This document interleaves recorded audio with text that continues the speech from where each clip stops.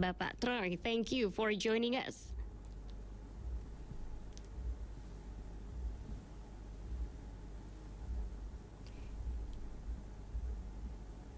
Hello, Pak Troy. Yes. Right. Hi, Okay. hi. Good afternoon. Can Hello. you hear me clearly? Yes, so we can hear you clearly. Thank you so Right. much. That's great. Okay. Okay. Thank you for joining us here on today's VOI Talk. We'll be so curious and looking forward for the latest progress of Indonesia's future capital city, Nusantara. How is Nusantara been going on right now overall, Pak Troy? Well, first of all, thank you for these invitations. So the first phase of infrastructure development is nearly complete. I can say that key projects that have been constructed include the presidential palace complex, the coordinating ministry offices, and then we also built already toll roads, almost finished, dams, water reservoirs, integrated waste processing facilities, and road networks in the core government center area. We can say is almost 90% complete. But for President's Palace complex, coordinating ministry offices done already. So additionally, infrastructure projects currently under completions by the Ministry of Public Works and Housing of the Republic of Indonesia. That include the Vice Presidential Palace, the National Mosque, and some residential towers for civil servants. So basically, currently, the development of Nusantara Capital City, or IKN, is focused on the target set by President Prabowo. So, so we aim to establish it as the political capital by 2028.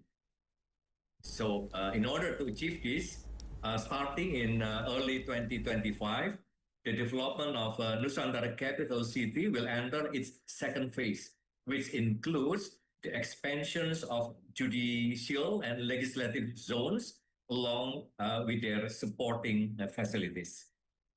90%, well, almost done then.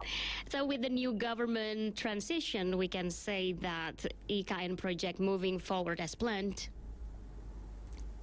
Well, we are really confident that the IKN, or Nusantara Capital City, is developing well. So there is no difference policies between former President Jokowi's development plans and President Prabowo current program. So both fully supports IKN's progress.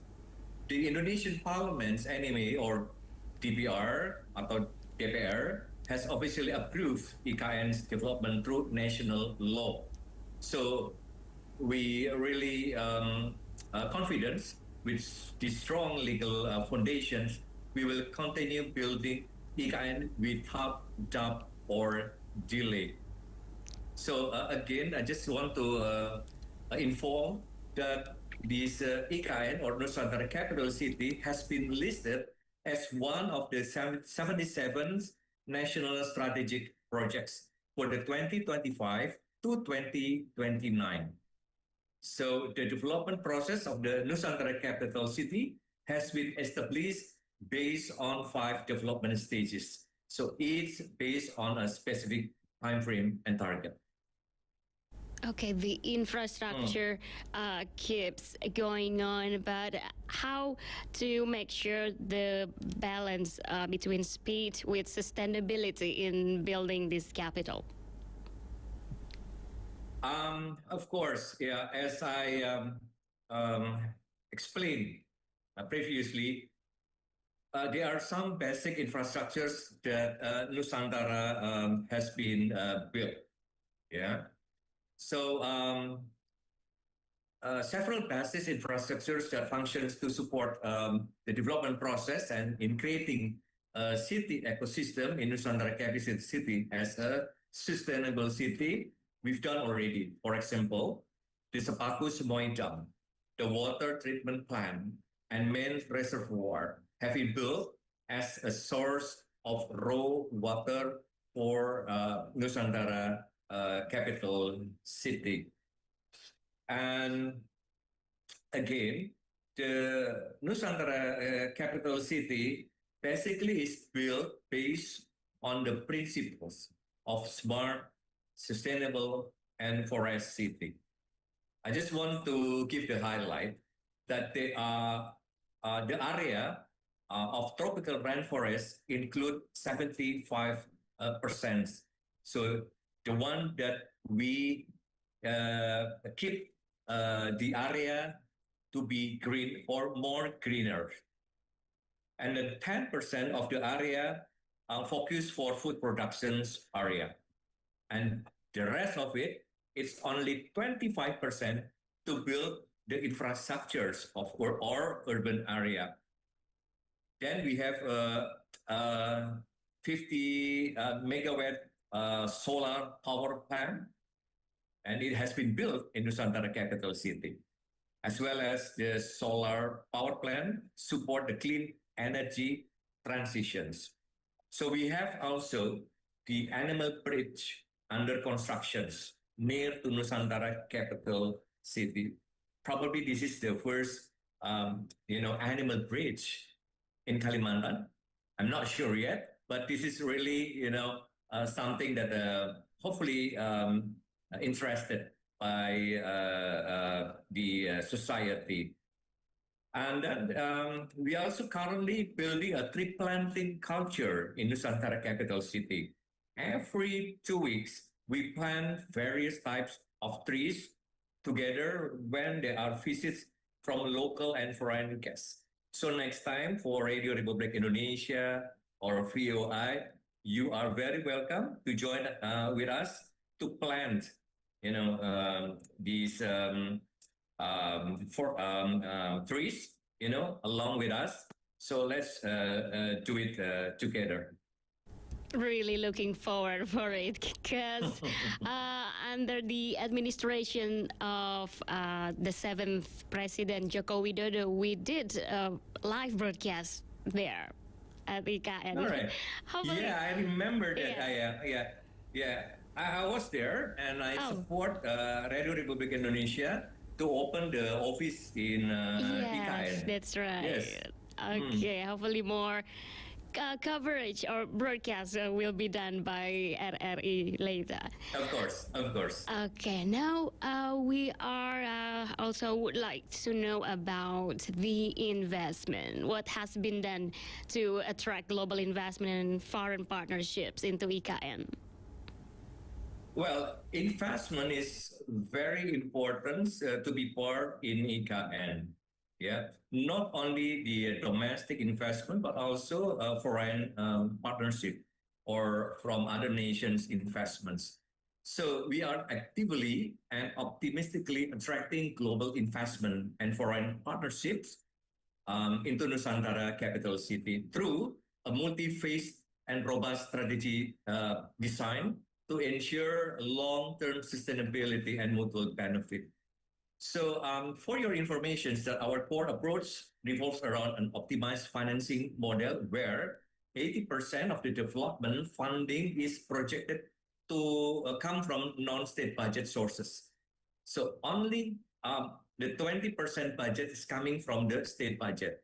So this involves financing structures, encourages extensive collaborations and partnership with private sector entitles, both through government initiated solicited, or we call it solicited, and privately proposed, or we call it unsolicited, that we call with public-private partnership, or P3 schemes. Then to enhance the investors' appeal, we offer special incentives, including attractive tax allowances, tax holidays, and development subsidies tailored to specific projects. We are also actively pursuing and consolidating multilateral cooperation, engaging with esteemed international financial institutions such as ADB or Asian Development Bank, Asian Infrastructure Investment Bank or AIIB, and the World Bank for such projects that generate significant economic impact. So beyond this direct financing, this partnership foster broader regional and global engagement through invaluable knowledge sharing, technical expertise, and feasibility studies. So, so a lot of initiative that we have been done and still going on. So I just want to say that with these comprehensive strategies and the strong political will, we are confident in Nusantara trajectory as a thriving, sustainable, and globally attractive investment destinations. Okay, and to show more confidence and positivity on IKN, any key events or milestones coming soon that we should watch for? Well, of course.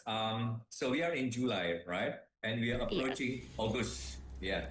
So in July and August 2025, there will be several events held and currently being held in Nusantara capital city. We are welcome also for Radio Republik Indonesia, including yourself, to be there, of course. Yeah. So in a very near time, in the end of July or 1st of August, we will have a Congress of Indonesia Diaspora, the 8th Congress of Indonesia Diaspora. So there are 350 members of diaspora, including the visitors. So they are this diaspora, they are returnees. Yeah, those who work in other countries will come here in IKN. And also some foreign people will come here also. They want to see IKN. They want to see how the projects of IKN, and they want to, to have an experience how to live in IKN. So they will stay here several days. So not only the Congress, but they will have also fashions festivals. So they call it with Eco Fashions Nusantara. It will be held in amphitheaters. So they will build a stage. So everybody can come there and enjoy. That's one of the key events in July and August. And on August, we will have a beauty pageants festival. You know, it's like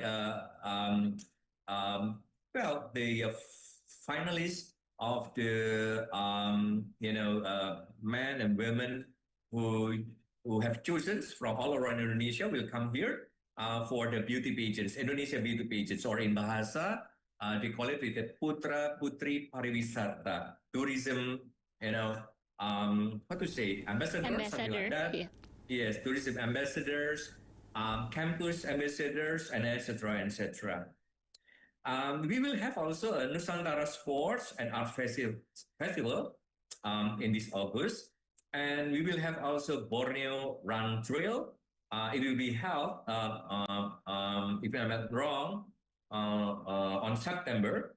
And then also in the 1st of August, we will have International Blowpipe Festival. Or in Bahasa Indonesia, we call it with Sumpit. Jadi a festival Sumpit International. So not only from the Kalimantan team, but also some teams who will be joined coming from Malaysia, Brunei, and other countries. So again, another international festival will be held in IKN is a Choir International Festival. So, but not only that, to organize this event, this is important to be known by all of the listeners, that we also involve the community, especially micro, small, and medium enterprises, or MSMEs. And then most of them of the result of empowerment by IKN, or Nusantara Capital City Authority. Wow, seems like all of the upcoming events are so voice of Indonesia. Yeah. Hope we can attend the events, Pak Troy. Okay. Certainly. The last question is, we are imagining if a foreign visitor, Voice of Indonesia listener, comes to Nusantara in 2030, what would be the one thing you'd be proud of to show them? I can give you a long Lot. list. Yeah, Just but okay. make it short, brief. So we take a great pride in showcasing our flagship landmark, the Garuda Palace. Of course, they can still have a look, Garuda Palace, and also our iconic President's Palace, designed by a renowned artist, Bapak Inyoman Nuarta, yeah. And beyond that, the Garuda Palace, Kusuma Bangsa Parks offers breathtaking views of the future's government capitals, and international visitors can tour the Nusantara Capital Authority office. So our headquarters also is a part of the great place, to see, to come. And of course, we will open the Plaza Bhinneka Tunggal Ika. So previously, it called with the Titik Nol. So please welcome. Yeah. And of course, later this year, we will complete the vice president's presidential palace, which will become another highlight for visitors to explore. So a lot of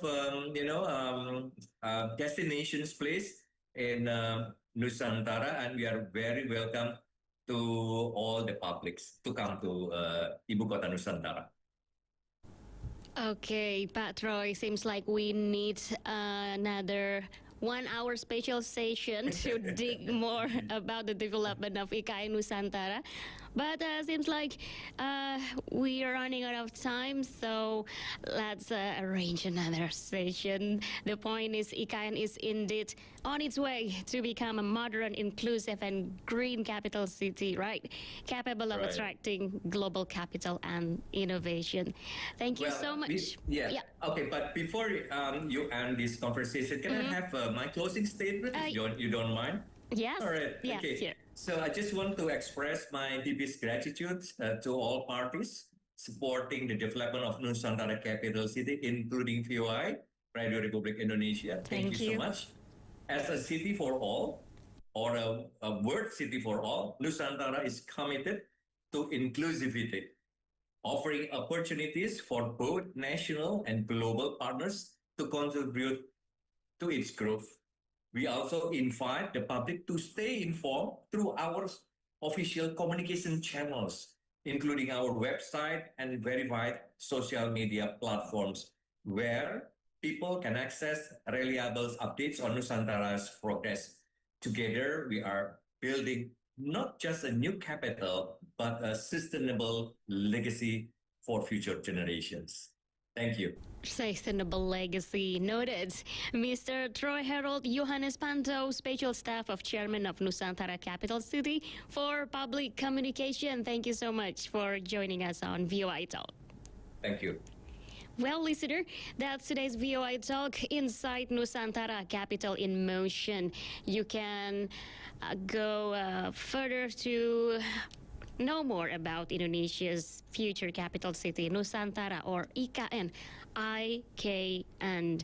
Stay tuned for more insightful interview from Voice of Indonesia, from Indonesia to the world.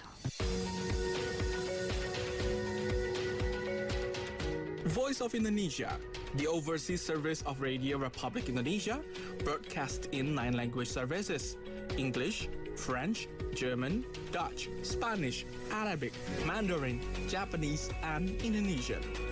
Voice of Indonesia is broadcast by shortwave 3325 kHz